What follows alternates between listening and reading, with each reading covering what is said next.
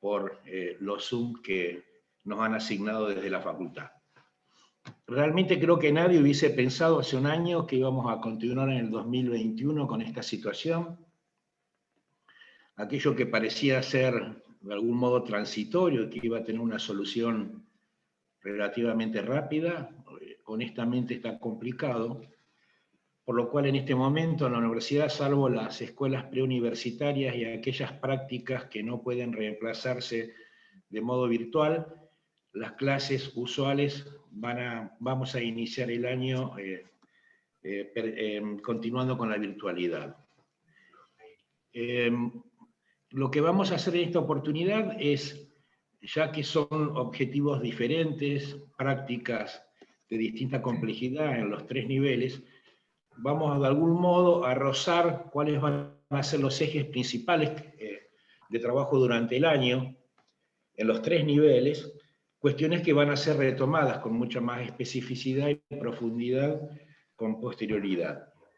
Yo voy a compartir pantalla.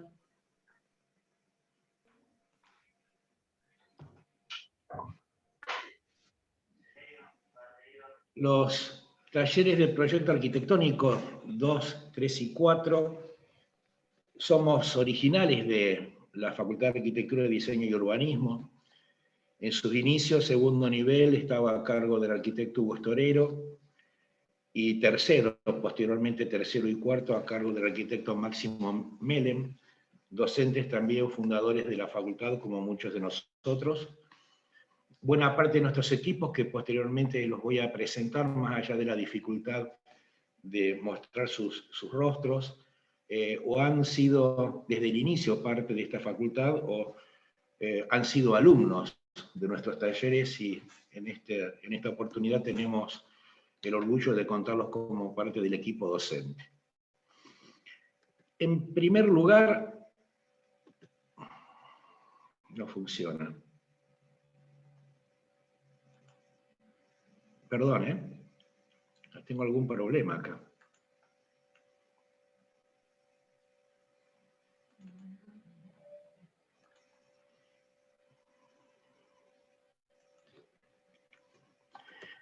En primer lugar, quiero hacer una muy breve reflexión sobre la formación universitaria.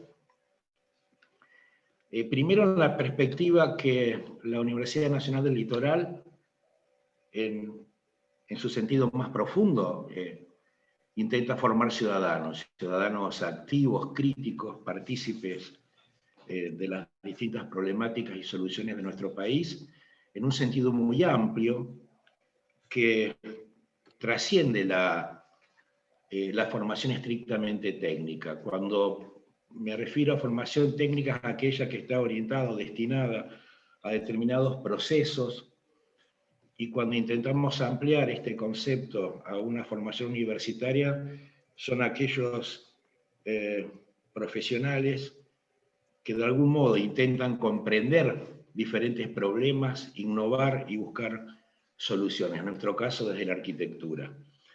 La Universidad Pública Argentina es una institución de mucha tradición y determinante en la historia de nuestro país, particularmente luego de lo que se llamó la reforma de 1918, que fue el momento en que la universidad dejó de ser elitista para pasar a ser una universidad pensada en un sentido moderno, científico, con libertad de cátedras y de pensamiento, y posteriormente con otros legados que se fueron incorporando y que hoy podemos disfrutar. En nuestro caso, la Universidad del Litoral fue la primera que se creó a partir de una universidad provincial con posterioridad a aquella gesta de principios del siglo XX. Y quiero particularmente detenerme en el efebo y en el dicho lux inefficiens, que de algún modo es lo que nos guía, es la idea del conocimiento como una luz que ilumina permanentemente el camino. Es la fe en el conocimiento, la fe en que a partir de la educación se pueden lograr transformaciones profundas. Arquitectura en la UNL aparece, si bien estaba con anterioridad a 1968, que fue el año en que se escindió la Universidad de Rosario de la del Litoral, vuelve a hacer carrera de grado a partir de 1985, lo que les comentaba recientemente, en un proceso muy rico, realmente una gesta muy notable de estudiantes de aquel momento, que se manifestaron y que pidieron por la aparición de arquitectura en la Universidad del Litoral. Excede largamente el motivo de esta introducción al año lectivo 21, pero nosotros entendemos que somos parte de aquel legado. Esta fue una facultad creada a partir del esfuerzo principal de un grupo de estudiantes movilizados que buscaban un espacio democrático para estudiar arquitectura, y de un grupo de docentes, muchos de ellos ya consolidados profesionalmente y otros que recién nos iniciábamos por aquellos años. Acá están viendo algunas imágenes de momentos claves de nuestra historia. Particularmente la foto principal es un taller que se hizo con el arquitecto brasilero ganador del Pritzker, Paulo Méndez de Rocha, en una de las aulas de la facultad. Nos sentimos parte de aquella historia y es un legado que cuidamos con mucho celo. Tanto el espacio plural y democrático, donde se cultivan los valores democráticos y republicanos como es la universidad, como el legado de arquitectura que se creó a partir de un esfuerzo muy importante en el inicio del retorno democrático luego de la dictadura. El taller de arquitectura como espacio de formación es el que nos convoca como lugar de síntesis. Y aquí he tomado una frase que, si bien es de Le Corbusier, Máximo Mellen fue quien de algún modo la colocó en la cabecera de los postulados de este taller, y es que la arquitectura se piensa, o sea, que es un hecho reflexivo, se proyecta como un saber disciplinar, como un saber teórico de la disciplina, se construye, se habita, que es el fin principal de la arquitectura, dignificar el hábitat, dignificar y mejorar los lugares donde los seres humanos habitamos, trabajamos, tenemos esparcimiento, y se vuelve a pensar como un proceso de ida y vuelta que va desde lo reflexivo a la acción concreta.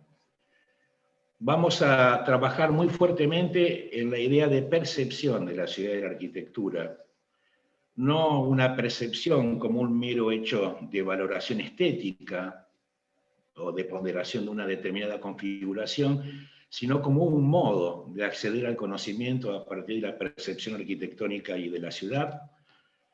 Nos interesa fuertemente fomentar, inculcar, fortalecer la experiencia proyectual de nuestros alumnos, tanto como procedimiento intelectual de la arquitectura, como experiencia con el proyecto arquitectónico, como experiencia de vida. El taller como un ámbito de trabajo, lamentablemente hoy, de algún modo, opacado por las circunstancias que son conocimiento de todos, por esta pandemia que nos ha llevado a transitar un año de trabajo virtual, pero con la convicción que esto deberá resolverse en el tiempo. Y acá nos interesa subrayar la experiencia del trabajo y del aprendizaje compartido. No solo se aprende de la experiencia personal o aquella que desarrollo con un docente o con varios docentes, sino también de lo que ocurre con los demás participantes del taller de arquitectura, compañeros, otros docentes, etc. Nos interesa particularmente en el inicio, llámese segundo año, fortalecer la idea del proceso de diseño, en tanto en los talleres de arquitectura evaluamos no solo el producto, sino principalmente el proceso por el cual se llega a ese producto, entendiendo, al decir de John, que en los talleres de arquitectura se produce la reflexión en la acción. La acción proyectual es motivo de reflexión y la reflexión es motivo de propuesta proyectual. Y finalmente, fortalecer y desarrollar la crítica y la autocrítica como mecanismo de reflexión permanente sobre nuestra propia labor. Las cátedras, acá sí ya están los integrantes de ambos talleres, quienes hablan, Marcelo Gianotti y José Baruquel, Oscar Simón, Gabriel Navarrete, Adriana Slimovich, Ramón Quiñones, Jerónimo Poquet, Ignacio Pecorari y Germán Berman del taller 2. Yo también en taller 3 y 4, Analía Giura, Rodolfo Bravi, Mariana Melen, Jorge Michelini, Carlos Pacor, Manuel Pérez, Analía Nieva, Mariano Busaniche, María Dolores Puyol, Ricardo Balbi, Marcos Güero y un equipo de pasantes bastante importante. No he puesto sus nombres y apellidos, pido disculpas. A todos ustedes muchísimas gracias. Como equipo vamos a trabajar fuertemente durante el año a disposición de las necesidades del taller. Como docentes, como arquitectos, hemos tenido distintos tipos de desempeños, tanto en lo que son las misiones institucionales y académicas de la universidad como en lo profesional, y hemos abordado la docencia, la investigación, la extensión, la gestión institucional y el ejercicio profesional. Acá hay algunos ejemplos de trabajos que se han desarrollado en la cátedra. Esto es en el taller 3 y 4, un proyecto de investigación, CAID. CAID significa Cursos de Acción en Investigación y Desarrollo, sobre viviendas de interés social. Trabajos de extensión, en este caso un instituto, El Molino, en Santo Tomé. Este es un trabajo de extensión de cátedra del taller de Proyecto 2 sobre la idea de los distritos municipales con el cual se organizaba la ciudad, el gobierno de la ciudad en el territorio, que llevó a diferentes instancias participativas con las vecinales. Un proyecto de extensión de cátedra en Alto Verde que se trabajó conjuntamente con los actores de una escuela, la que le mencionaba anteriormente, la 533 de Alto Verde, Santa Fe. Todos tenemos amplia experiencia en gestión, o la mayoría, en diferentes instituciones, la universidad, la facultad, los gobiernos provinciales de Santa Fe y Entre Ríos, los colegios de arquitectos y la Municipalidad de Santa Fe. En el ejercicio profesional, un aspecto que entendemos que es muy importante, en tanto la arquitectura se ejerce y de algún modo da cuentas de su estado de situación como arte y como disciplina a partir del proyecto profesional. Los estudiantes, la razón de ser de toda la universidad, el principal motivo por el cual existen las instituciones educativas son los estudiantes. Más allá que muchas veces esto pueda desvirtuarse, ¿no? Y pareciera ser que algunas instituciones se justifican per se y no por aquellos para los quienes está destinado todo su esfuerzo. En relación a los estudiantes, simplemente vamos a subrayar que nos interesan mucho cuando podamos volver a los viajes académicos, en este caso, si no me equivoco, en un viaje de tercero y cuarto, en la Casa Curucheta en La Plata. El segundo también hemos realizado muchos viajes, y nos interesa mostrar los proyectos.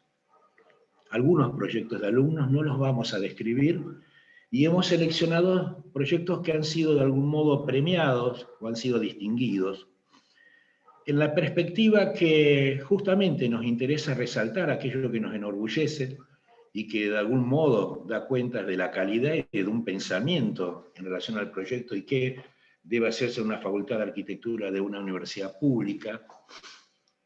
Si el proyecto de arquitectura, como decía anteriormente, da cuenta y si de algún modo rinde tributo al estado de una disciplina, los trabajos de alumnos dan cuenta de la producción o de una institución, o en este caso de 2 cátedras. Vamos a empezar por distintos trabajos premiados de segundo. Desde hace muchos años, este fue del año 93, fue el primer trabajo distinguido en nuestra facultad. Recuerden que es del año 85, la creación de la FADU, en aquel momento FAU. Y si de algún modo algo quiero subrayar es la calidad de la producción arquitectónica. A nosotros nos interesa mucho la libertad de pensamiento, el espacio plural, y de hecho van a ver que este conjunto de producción da cuenta de diferentes intereses, de diferentes miradas, pero todos con rigor en el buen sentido, con profunda convicción en la arquitectura y en la resolución arquitectónica, siempre a partir de alguna idea. Estos trabajos son de segundo, Algunos eran los trabajos iniciales, este caso particular es el trabajo final, en aquella oportunidad un centro de distrito municipal, como les explicaba anteriormente con el proyecto de extensión de cátedra, en el actual emplazamiento del Mitre. Esto es una estación y también un centro municipal en Guadalupe. Del taller 3 también son con varios años. Fíjense ustedes lo que es esta producción, lo que son estas maquetas analógicas del año 94, del mismo estudiante un año después. Trabajos vinculados a la arquitectura educativa. Aquí fue un proceso muy interesante que el Ministerio de Educación, Ciencia y Tecnología de la Nación llamó a una suerte de concurso. En realidad era un espacio para formular ideas y repensar las escuelas en Argentina en diferentes localizaciones geográficas. Esto es un trabajo de tercero de vivienda colectiva. Lo mismo, estos son más recientes, ubicados en el sur de la ciudad, en torno al Parque del Sur. Y en cuarto, vamos a ver fundamentalmente trabajos vinculados a un museo de arte contemporáneo en diferentes localizaciones. Este es parte de la propuesta que mostraba anteriormente, de repensar las escuelas del país. Algunos de ellos son docentes actuales. Esto fue una feria internacional de tecnología en madera y era un concurso internacional, para propuestas que se construyeran con esa tecnología de alumnos nuestros. Y este es un museo de arte contemporáneo.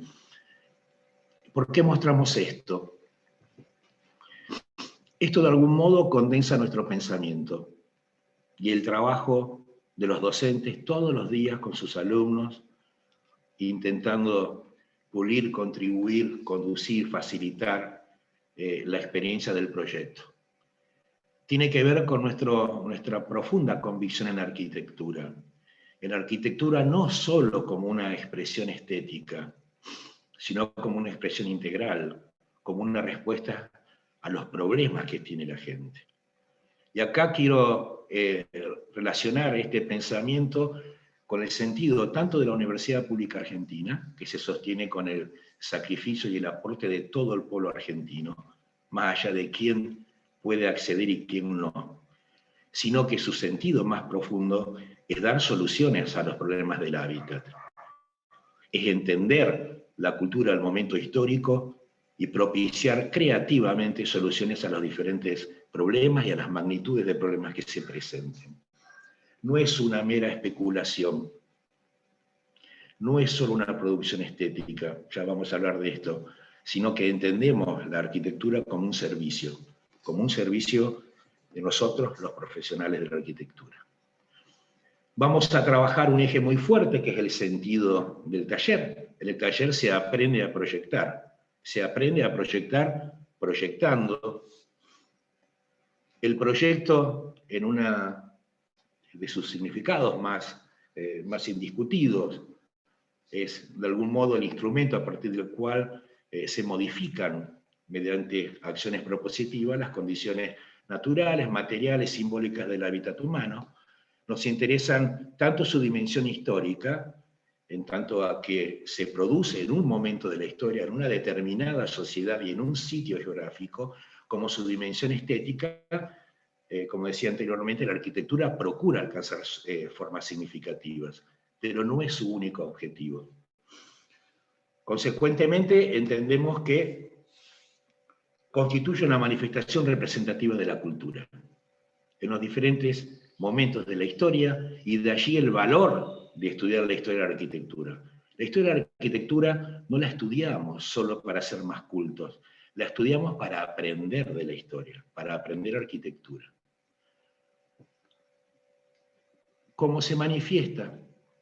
Una práctica técnica, un saber hacer, pero que se nutre de un saber teórico. El saber teórico que de algún modo en el currículum de la carrera se desglosan las diferentes asignaturas y que adquiere un espacio de convergencia específico en el taller como lugar de producción del proyecto arquitectónico. Esa práctica técnica se va afianzando, de ahí el valor de la experiencia proyectual, como procedimiento que de algún modo nos permite reflexionar sobre lo que hemos hecho, con la autocrítica, sacar conclusiones de nuestra propia producción y poder trasladar un modo de resolver problemas a situaciones diferentes. Esa es la verdadera esencia de la formación universitaria. Este saber disciplinar se va construyendo, se va argumentando, se va procesando a través de un proceso de diseño, que es un aspecto muy importante, porque como les decía anteriormente, no solo se evalúa en los talleres el producto, sino principalmente el proceso por el cual el alumno llega a ese producto. En los cursos inferiores, el segundo son centrales, porque de algún modo el estudiante comienza a enfrentar a problemas más concretos de la arquitectura que aquellos que pudo haber visto rápidamente y de manera introductoria en primer nivel. Por proceso de diseño entendemos todo, desde cómo es el modo de llegar a una determinada obra. Esta es la ópera de Sidney, una obra emblemática de la arquitectura, de John Hudson, fue un concurso internacional. Este es el primer dibujo que se conoce de él sobre esta obra. ¿Qué ocurrió entre la elaboración de esta primera idea, de esta primera imagen, que tiene toda la vaguedad e indefinición propia de un croquis, de un bosquejo, para llegar a la obra? Esta idea, este punto de partido, el origen, es lo que nos interesa trabajar, en tanto es lo que va a ir fundamentando un proceso progresivo.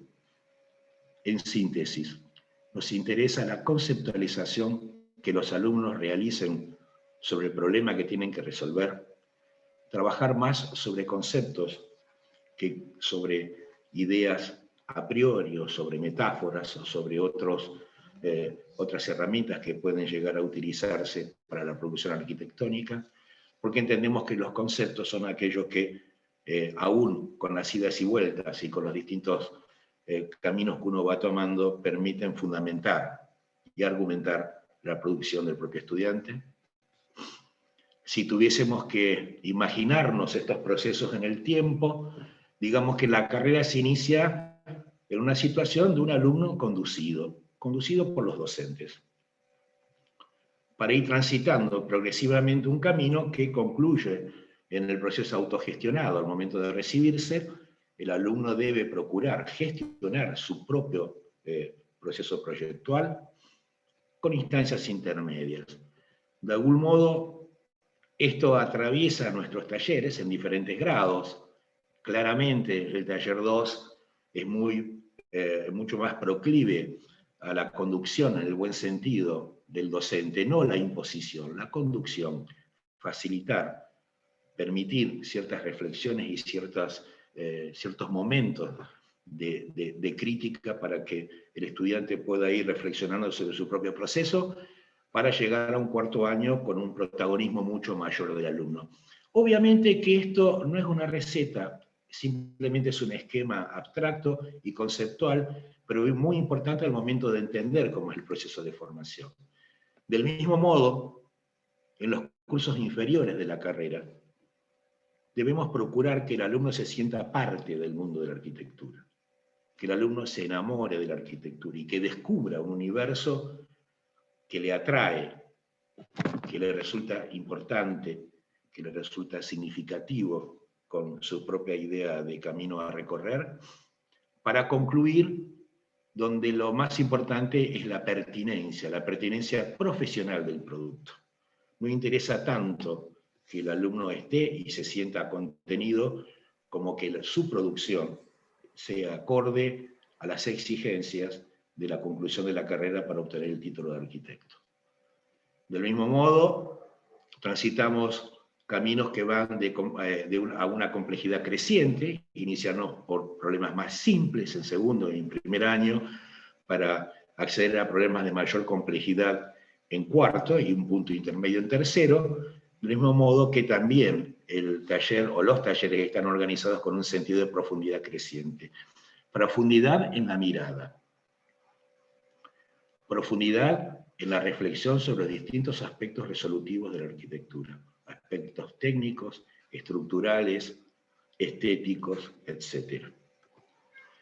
Los códigos de comunicación son determinantes, es nuestro lenguaje, no importa con qué técnica. Estas fotos son mías y yo dibujo a mano, porque me formé dibujando a mano, pero no podemos desconocer el valor del dibujo como modo de plasmar en un instrumento que se puede compartir, que se puede comunicar, decía, el modo de plasmar nuestro pensamiento proyectual, nuestra prefiguración del espacio y cómo se va constituyendo. Y el dibujo no es algo irreflexivo, esto es algo sacado de una bitácora. La frase final creo que también reproduce un punto de vista de las cátedras, y es que primero hay que pensar, luego hay que pensar más, y después hay que dibujar. No se puede dibujar cuando en la cabeza no hay un pensamiento claro. Seguramente lo que saldrá es confuso, porque la mano no se maneja solo. El dibujo también es un método de registro de lo que ocurre con la arquitectura, de lo que ocurre con el espacio. Yo creo que es muy importante, muy interesante, porque primero, para poder dibujar algo hay que entenderlo. Hay que entender sus rasgos distintivos, aquellos que le dan una propia identidad, y que nos permiten, en una breve síntesis, tratar de plasmar, a veces mejor, a veces peor, aquellas cuestiones que, como les decía anteriormente, le dan identidad de ser a ese lugar en particular. El dibujo es el modo de prefiguración del proyecto arquitectónico, sean sistemas digitales, sean sistemas manuales, sean maquetas analógicas. También es el momento de la definición arquitectónica, para lo cual obviamente hay sistemas mucho más precisos para lo que es el dibujo técnico, etc. También son las herramientas por las cuales estudiamos las resoluciones técnicas, los encuentros, los puntos conflictivos. Es muy improbable que pueda pensarse la arquitectura sin un lenguaje que la haga transmisible, y en este caso nuestro lenguaje es el dibujo, es la representación. También, aunque ya es una cuestión personal, el dibujo es un modo de indagar, un modo de buscar cosas que muchas veces no tienen una utilidad. El gran eje quizás central de los talleres van a ser la arquitectura y la ciudad, o la ciudad y la arquitectura. Esto atraviesa todos los niveles y es una parte constitutiva esencial de nuestro propio pensamiento como docentes y como arquitectos.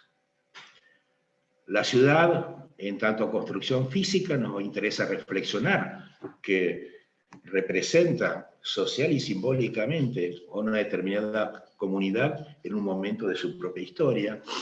Y evidentemente las lecturas de la ciudad son mucho más complejas que los fines específicos de la arquitectura. Sobre la ciudad se pueden hacer lecturas sociológicas, antropológicas, en fin, desde casi todas las miradas de las diferentes disciplinas que constituyen el conocimiento humano. Particularmente nos interesa la ciudad como lugar de reflexión y como escenario principal de la práctica del proyecto arquitectónico y de la arquitectura. Nos interesa especialmente en los cursos inferiores, como segundo, entenderlo como un sistema donde confluye un territorio, una determinada condición geográfica, con un desarrollo en la historia, con una serie de componentes. Este caso puntual es la ciudad de Venecia, una imagen aérea, casi satelital, diría yo, que tiene la peculiaridad que fue fundada sobre un pantano, por una situación muy particular, ¿no? Y era buscar refugios contra las invasiones bárbaras en Europa. Y de allí su configuración muy especial y su paisaje particular. Esta idea de conjunción, de coexistencia de sistemas es determinante. Nuevamente una imagen de Venecia con sus canales y la arquitectura, las diferentes arquitecturas, de escala doméstica como de escala referencial, casi monumental, como son estos edificios muy particulares. Nos interesa reconocer la dimensión técnica. Esto es una ciudad de tierra, de Marruecos, una ciudad prácticamente amurallada, que no solo da cuenta de un lugar, de un sitio y de un clima, sino de la materia, de las materias y de las técnicas constructivas con las cuales se erigió, y que no por ello, no por la simpleza de un material, pierde esa voluntad expresiva o esa voluntad estética. Particularmente nos interesa reflexionar sobre la configuración típica de una ciudad, su tejido urbano, esta conjunción de las diferentes arquitecturas con su disposición de calles y de espacios habitables, donde domina la noción de conjunto, donde domina el todo y no la parte. Ninguna parte aquí adquiere connotaciones que de algún modo marquen una nota o un tenor más alto que los demás. Son todos parte de lo mismo. Y este es el territorio, no solo de exploración, sino de actuación arquitectónica. Esta es otra imagen donde puede advertirse lo que estamos hablando del tejido como una configuración típica y característica de la identidad de una ciudad, en las cuales también aparecen situaciones que por escala y significación constituyen puntos referenciales. En este caso, la Basílica de San Pedro, aquí la columnata de Bernini, claramente un edificio no solo significativo a escala urbana, sino a escala mundial, por lo que representa para una de las religiones más importantes del planeta. O también en la ciudad podemos advertir la manifestación de valores simbólicos, ¿sabes? Valores simbólicos de las corporaciones, del poder económico, del poder mundial que algunos países adquieren en detrimento de otros. La ciudad, muchachos y muchachas, creemos que es el espacio por excelencia de las expresiones humanas, de las expresiones de la civilización, como también lo es el arte. También, de algún modo, en las ciudades aparecen fragmentos, vestigios o elementos que durante la historia se van cargando de significado. Esto es el Muro de los Lamentos, es uno de los pocos fragmentos que quedan de la empalizada sobre la cual existía la plataforma del primer y segundo templo de Jerusalén, si no me equivoco, y hoy es el sitio más sagrado del judaísmo en el mundo. La ciudad es una construcción colectiva. Desde esa perspectiva pretendemos reflexionar y desde allí comprender que como construcción colectiva y como construcción histórica está sometida a todos los procesos dinámicos que hoy nos caracterizan. Más allá que las transformaciones sean lentas en el tiempo, nuestra ciudad, particularmente las ciudades latinoamericanas, estamos muy sujetas a procesos de sustitución, en el sentido que desaparece una obra y la sustituye otra, con connotaciones del momento en que se construye, de superposición y yuxtaposición.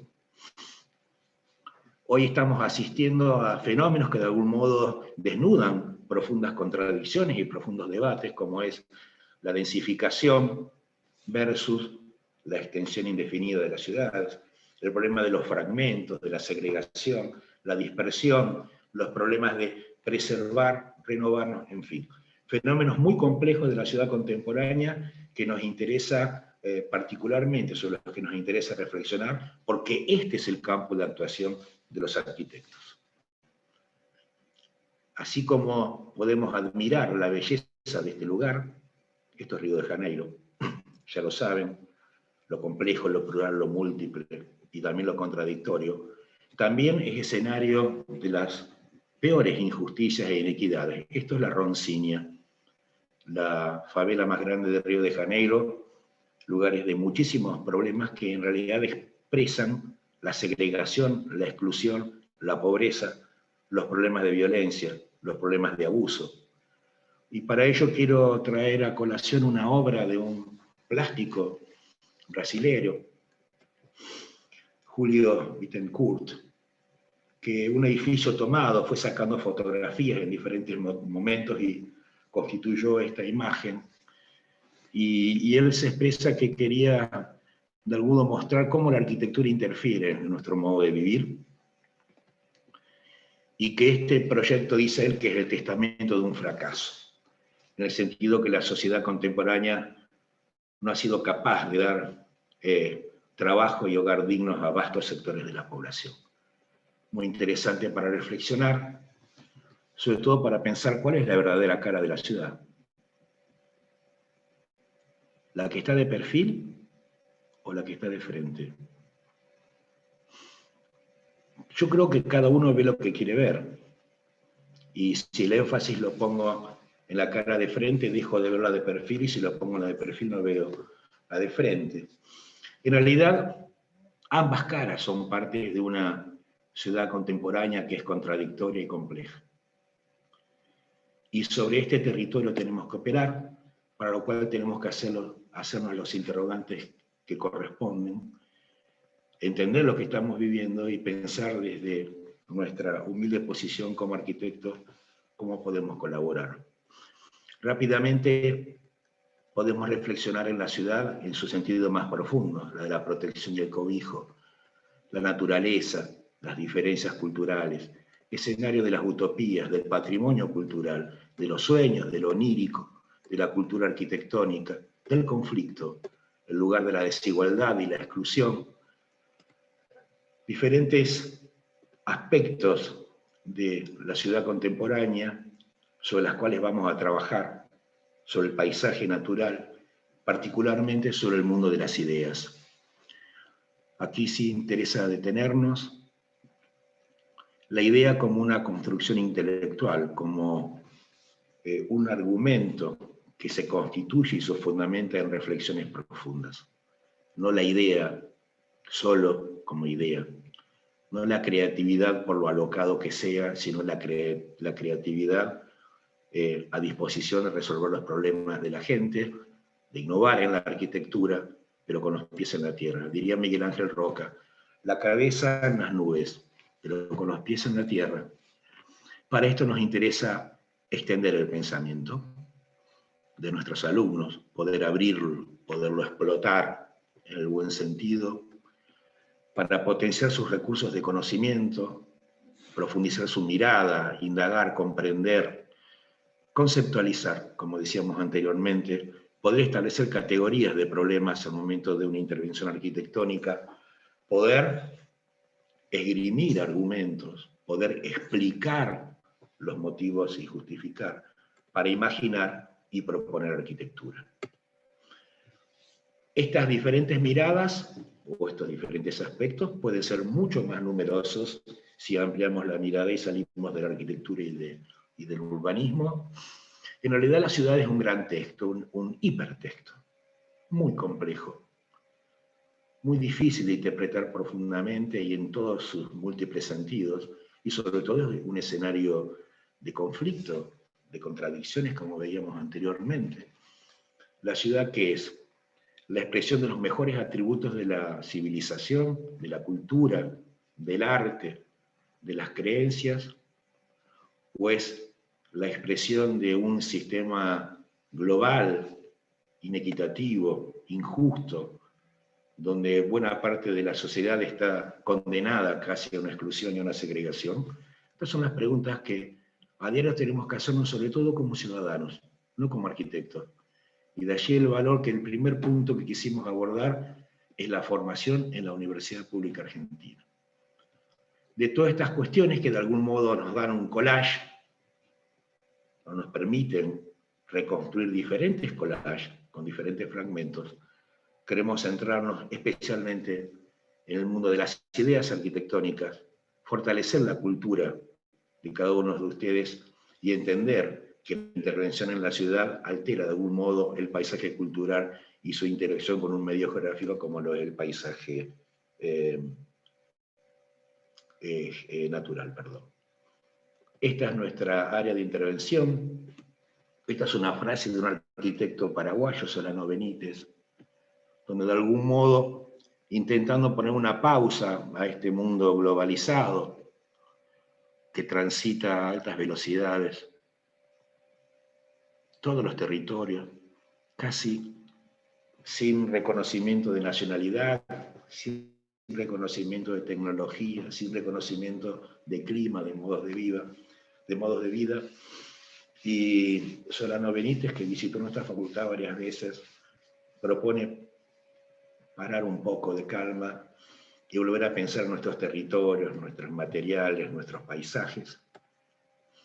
Y allí nos interesa el lugar, no el lugar desde una perspectiva de hace unos cuantos años atrás, que es la fenomenológica, el lugar como cruce de un momento histórico y de un sitio geográfico, entendiendo que existe un espíritu y que hay un espíritu del tiempo. Nosotros somos actores del siglo XXI y vamos a procurar que en nuestros talleres se piense la arquitectura en términos del momento histórico que transitamos, en nuestra región, con nuestros problemas, con nuestros recursos, con nuestras exigencias, pero siempre en un sentido creativo y propositivo. Santa Fe, Paraná es nuestra región. Los ejercicios los vamos a hacer en la ciudad de Santa Fe por una cuestión de proximidad con la sede de nuestra facultad, pero metodológicamente e ideológicamente podría ser en cualquier otro sitio, no hay ninguna dificultad. Una ciudad que en los últimos años ha atravesado transformaciones muy importantes. Más allá del juicio de valor que merezca cada una de ellas, particularmente tanto en Santa Fe, también en otras ciudades de las inmediaciones o en Paraná, han ocurrido fenómenos interesantes de analizar en los grandes equipamientos públicos. Transformaciones de áreas que quedaron obsoletas, vetustas, por diferentes motivos, nuevos emplazamientos como Ciudad Universitaria, la recuperación de edificios emblemáticos que estaban abandonados, particularmente durante la década del 90, la recuperación de buena parte de nuestro patrimonio, el Molino Marconetti. Esta obra mereció un premio y mereció la tapa de un Clarín Arquitectura sobre Santa Fe marca la vanguardia en las últimas premiaciones de Sociedad Central de Arquitectos, publicados por el diario Clarín, o la Belgrano, la estación Belgrano. En la imagen de arriba, a la derecha, lean lo que dice: ONAVE vende. El Organismo Nacional de Administración de los Bienes del Estado puso en venta este inmueble. No pasaron tantos años, pero esta era una realidad, y hoy la ciudad transita otra realidad. Se han recuperado buena parte de estos edificios emblemáticos para uso público. Nuevas infraestructuras, la Costanera de Santo Tomé, una gran intervención, acá participaron algunos docentes de las cátedras, Semafé, Parque, la biblioteca, en fin, una serie de equipamientos que han provisto de nuevo material para la reflexión arquitectónica, para la experiencia arquitectónica y para pensar en una ciudad mejor. Indefectiblemente vamos a rozar la cuestión del paisaje, con énfasis en el cuarto nivel. Hay que entender que el paisaje como fragmento de un espacio natural está antropizado, o sea, prácticamente la intervención del hombre, como en esta imagen que es un sembradío, una plantación en China. La huella del hombre está presente de diferentes modos, y si no lo es directamente en la configuración física, sí lo es en cuanto a los efectos que se están produciendo en el planeta, sobre los cuales vamos a detenernos un instante. No interesa tanto las definiciones de paisaje como la cuestión perceptiva y del observador. El observador es el que finalmente observa, categoriza, establece prioridades y establece criterios de la intervención arquitectónica. Toda intervención arquitectónica produce una modificación al paisaje, sea el paisaje urbano, el paisaje natural, etc. En este caso, el Ayuntamiento de Murcia de Moneo, donde más allá de una mirada contextualista, claramente hay una modificación de esa estructura en la plaza del ayuntamiento, o aquellos edificios exentos, únicos, en intervenciones como ha sido Brasilia, una de las utopías de la modernidad, construir una ciudad desde cero, en el medio de un país como Brasil. Este es el Palacio de Planalto, esta es la sede del Ejecutivo de Brasil. O depende cómo se lo mire. Venecia, unos sembradíos en un área desértica, en una región muy desértica de España, los invernaderos, fragmentos de tierra, una mina, sembradíos de arroz, barcos pesqueros o las islas artificiales de Dubái. En todo momento la acción del hombre modifica o interviene de algún modo en la configuración del paisaje. Este es un tema interesante, una región muy marcada por las condiciones naturales, por el río, tanto como potencialidad como problema, que lo ha sido a lo largo de la historia. Nos interesa pensar más en el río como una potencialidad para aprovechar. Nuestro paisaje es el paisaje típico de una ciudad que se ha ido construyendo por fragmentos, por diferentes momentos de la historia, con superposiciones, con cambios de timón. Como se decía en las historias argentinas que cruzamos nosotros, los que somos sus docentes, nuestras ciudades no dejan de ser la huella de distintos proyectos que han fracasado. El área del Parque del Sur como un sector muy importante de la ciudad, en tanto entendemos que este es uno de esos sectores dinámicos en constante transformación, porque hay una interacción muy fuerte entre lo natural con lo artificial, con la acción antrópica del hombre. Nos interesa como espacios de reflexión para algunas prácticas proyectuales, particularmente en cuarto nivel. El problema ambiental, desde la perspectiva que somos ciudadanos, antes que arquitectos, antes que estudiantes. Y nuestra materia, nuestra disciplina, prácticamente es responsable del 50% del consumo energético mundial. El otro 50% corresponde a la industria y al transporte. Y están ocurriendo cosas sobre las cuales tenemos que tener conciencia plena. Insisto, la arquitectura quizás acá tenga un rol en una pequeña parte, pero el problema es mayúsculo y de algún modo nos afecta a todos. Esto era una publicidad previa a lo que fue la 15 Convención sobre el Cambio Climático en Copenhague, creo que 2009-2010. Y este es un afiche que dice algo así como, pregunta si la preocupación sobre los fenómenos globales o sobre el problema global es suficiente. Y debajo dice que tenés que enfrentar el problema antes de que sea demasiado tarde. Y aquí vuelvo al inicio. Este es un problema que tenemos como ciudadanos. Y la universidad primero forma ciudadanos, insisto, partícipes de la sociedad, actores activos, críticos y propositivos.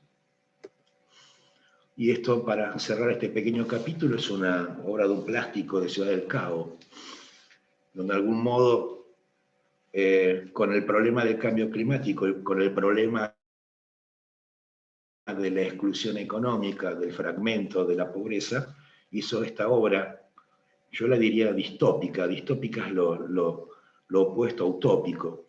Es un término que en realidad apareció primero en la literatura. En realidad, los primeros relatos distópicos fueron de literatura, uno de ellos en 1984. De ahí salió, chicos, el concepto del gran hermano, un estado totalitario que controlaba todo. Luego hemos visto varias películas, Blade Runner, esta idea de un mundo futuro bastante nefasto, triste, gris, oscuro. Bueno, esta es una obra de Justin Plackett, un artista sudafricano, donde toma estos fragmentos de casas hechas con desechos, construye un rascacielos como la aspiración de la sociedad contemporánea, de la corporación, hecho justamente con estos pedazos de viviendas humildes. Vamos a trabajar en el espacio público, más allá de su definición, que es aquello que no corresponde al dominio de lo privado y que de uso libre, es importante para la arquitectura, particularmente para las arquitecturas que vamos a desarrollar en los ejercicios de equipamiento urbano, hacia el final de segundo, hacia el final de tercero y en buena parte de cuarto. Pero también el espacio público como este catedrático español, en realidad catalán, es español, Manuel Delgado, donde dice que es un eufemismo, ¿no? Que es el espacio que garantiza los modales, la seguridad, la previsibilidad de la clase media. El espacio público ha adquirido relevancia en diferentes tipos de manifestaciones a lo largo de la historia, particularmente en nuestra región también. Esto es un espectáculo cultural que se desarrolló hace algunos años en la costanera de Santa Fe. Y no nos interesa lo público solamente en esa dimensión que es importante, sino como materia de trabajo del proyecto, como materia de reflexión de la arquitectura. Buena parte de las obras de arquitectura están constituidas por espacio público, espacio destinado al ejercicio de la ciudadanía, al ejercicio de las libertades, más allá que también el espacio público, como decíamos anteriormente, cuando hablábamos de la ciudad, también es el escenario del conflicto. Y si no, preguntémosle a los habitantes de Buenos Aires, qué es lo que ocurre todos los días en sus calles. En este caso, la Plaza Cisneros, a la izquierda, la Biblioteca EPM de Medellín, una obra de Peláez y Peláez, la otra de Uribe de Bedot, de algún modo nos muestran que el espacio público se piensa, se proyecta, se construye y se habita, para volverlo a pensar como en la frase inicial del taller que Máximo Melen tomó de Le Corbusier. No es solo la calidad de los bordes, porque un espacio que no está delimitado es un espacio vacío. Es la calidad de los bordes, su materia, la gente, la estancia, la luz, la opacidad, el sonido del agua. Es materia arquitectónica. Y vaya si lo es en este ejemplo, que es el Museo de la Memoria de Santiago de Chile, paradójicamente ganado por un estudio de San Pablo, que se llama Estudio de las Américas, ese concurso internacional, donde el proyecto es una barra prácticamente suspendida en torno a una gran plaza que recorre todo el predio en una articulación de niveles que van bajando. ¿Cómo hacemos para separar la plaza del proyecto arquitectónico? No se puede separar porque es parte de lo mismo. Y esto, que es una pequeña obra en un enclave muy difícil, muy chiquito en Medellín, y Felipe Uribe ahí desarrolló una pequeña fuente que fue apropiada por la gente, que fue apropiada por los niños. En este sentido, creo que tenemos que tomar a lo público como una dimensión del proyecto arquitectónico y destinarle tantas reflexiones como al problema arquitectónico o al problema del programa en sí. Quiero cerrar este rápido repaso por los diferentes ejes de los talleres 2, 3 y 4 sobre la cuestión del aprendizaje, donde es muy importante la disposición, porque la disposición es la voluntad por superar obstáculos, por resolver problemas, por encontrar soluciones. Las habilidades se desarrollan, se van construyendo y afianzando con el tiempo. Por eso hay que entender que los talleres son simplemente momentos de un proceso mucho más complejo y más extenso, que incluye no solo todos los niveles de los talleres de proyecto arquitectónico, sino toda la carrera. Y los conocimientos como aprendizajes concretos vinculados a las disciplinas, a las diferentes ramas del saber de la arquitectura y que están vinculados directamente con las asignaturas. No diría que hay algo más importante que lo otro, pero sí decir, particularmente en los cursos inferiores, que la disposición es el gran atributo que permite superar la dificultad. Y para ir cerrando, desde esa perspectiva, los convocamos a persistir, a superar los caminos que puedan obstruirse, que puedan presentarse complejos, a encontrar el resquicio, a encontrar la oportunidad. Siempre hay una oportunidad para la arquitectura, siempre hay una oportunidad para proponer. Que descubramos, tratar de ver más allá de lo evidente. Muchas veces miramos sin ver, solo vemos lo aparente. Tratemos de develar, tratemos de ver de forma más profunda y sobre todo tomemos los talleres como un espacio para liberar nuestras capacidades, las capacidades de ustedes como los estudiantes, para lo cual todo el equipo docente está dispuesto a contribuir y a facilitar. Voy a cerrar con una frase que también en su momento la tomó Máximo Melen, de Santiago Calatrava, y que tiene que ver cómo cada uno, como estudiante de arquitectura, va construyendo un camino. A mí me gusta ser como un barco en el mar, que va dejando una estela, pero la proa nada entiende de caminos. Los caminos los construimos entre todos, y lo construye cada uno de ustedes, para lo cual, insisto, nos ponemos a disposición para que ello así ocurra.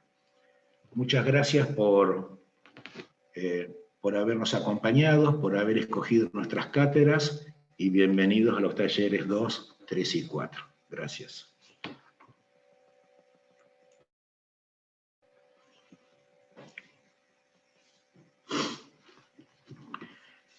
Rodolfo, bien, acá estamos.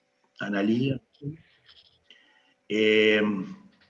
Ahora nos vamos a convocar, creo que todos ya tienen los enlaces de cada uno de los niveles. No sé, bueno, vamos a empezar por orden inferior. Marcelo, vale. ¿los convocás a segundo año inmediatamente o dentro de unos minutos? Dentro de unos minutos, cuando desocupemos, digamos, la sala, planteamos las actividades que siguen. Muy bien. Analía. Continuamos el jueves en tercero. Nosotros continuamos el jueves. Les vamos a pasar a todos los alumnos de tercer nivel en el aula virtual el horario y el link para acceder el jueves, y ahí iniciamos las actividades de... Claro, Marcelo Gianotti es el adjunto del taller de Proyecto 2, Analía Giuro la adjunta del taller del Proyecto 3 y Rodolfo Bravi del taller del Proyecto 4. Rodolfo, los planes del cuarto también son continuar el jueves. Idéntico a los de tercero, el jueves a las 18 horas vamos a dar inicio a la primera clase de lanzamiento del primer trabajo práctico.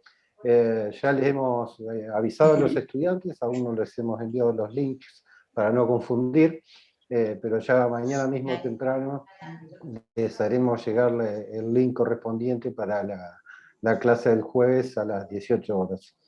Así es, Miguel. Bueno. Bien, entonces, por si no quedó, Miguel, perdón, por si no quedó claro, los alumnos de segundo año, que cuando se termine de desocupar se queden en el Zoom unos minutos más.